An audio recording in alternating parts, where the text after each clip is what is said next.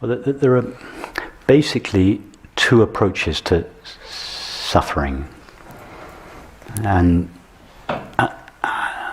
some of us are more inclined towards one or the other, but I recommend, just to be really thorough, is to experiment with both.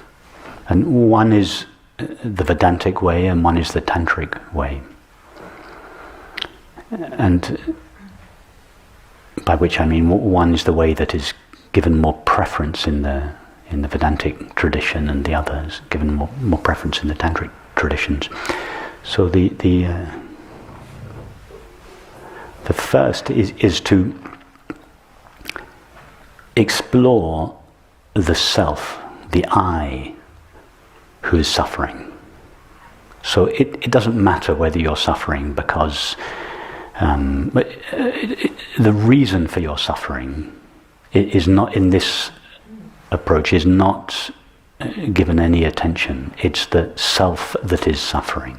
Because whatever the innumerable causes of our suffering, it's always the same self. It's always me that is suffering.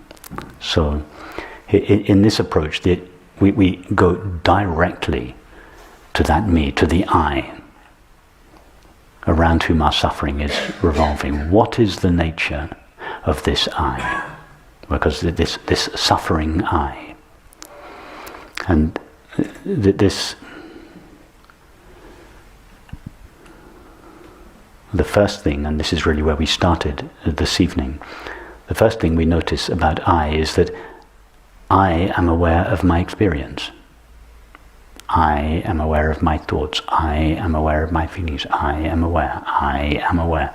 The primary qualities of I are am aware. I am aware, being aware.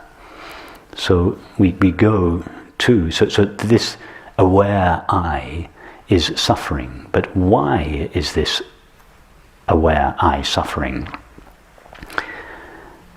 It's because it has mistaken itself. It has overlooked its essential nature. It has mixed itself up with what it is aware of.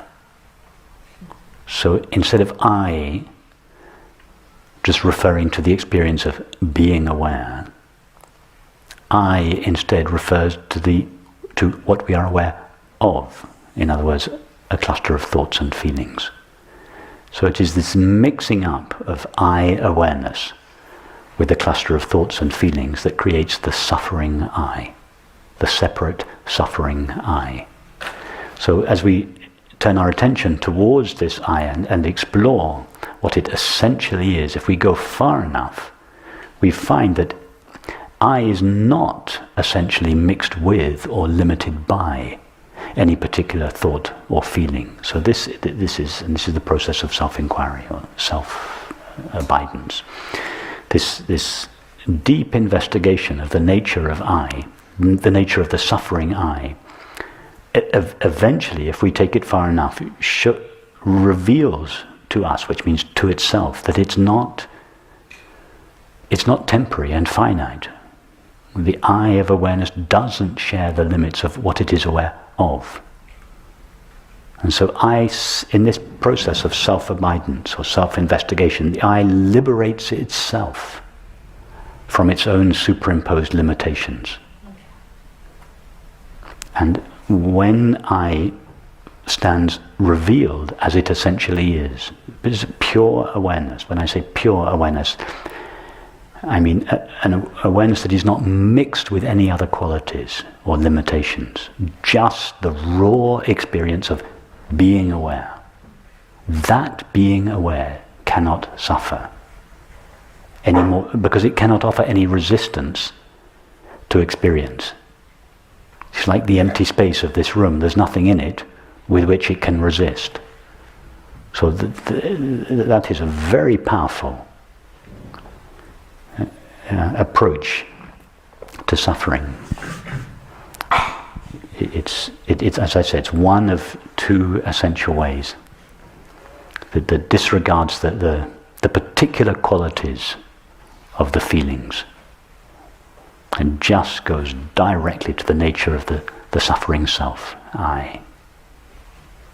The other approach, and this is given more preference in the tantric traditions, is to go in the opposite direction. You go totally towards the feelings. You go you open yourself completely to the feelings. It's so completely that you go on opening yourself to the feeling until you can honestly say that there's no resistance to you, no resistance in you to the feeling. It's a turning towards the feeling rather than a turning away from it.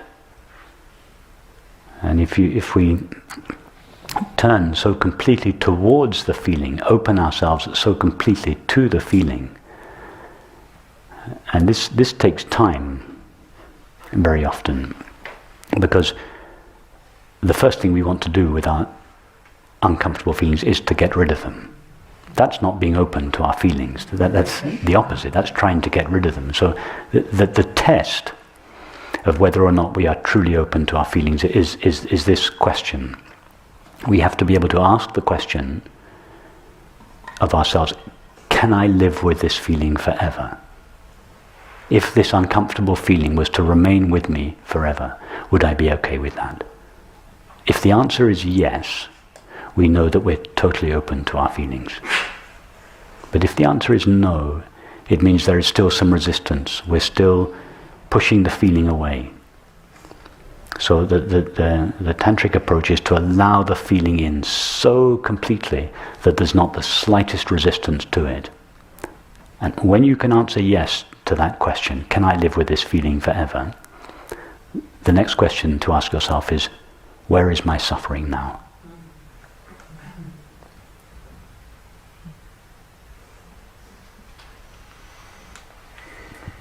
Well, even the question is coming out of a not wanting to suffer, right? Otherwise, I wouldn't be asking the question. That's true.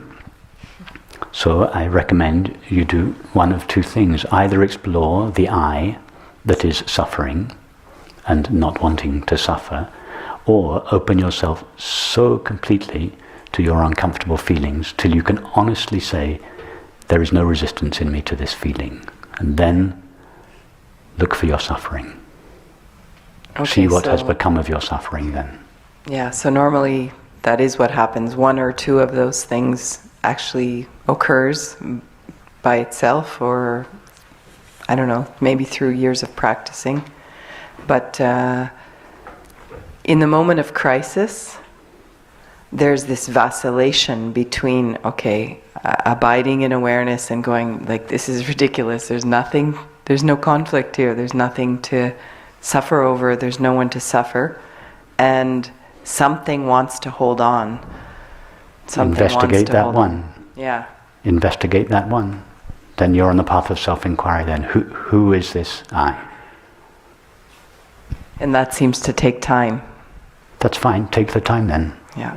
That's okay. Don't superimpose a kind of absolute non-dual, there's nobody here, we shouldn't be practicing. All that's just the ego appropriating the non-dual teaching in order to perpetuate itself, and by doing so it shuts off its only avenue. It's the only avenue through which it can find the happiness it seeks. So if it takes time, take the time. You seem to make. I was kind of afraid you were going to say that. If it seems you have to make an effort, make the effort. Thank you.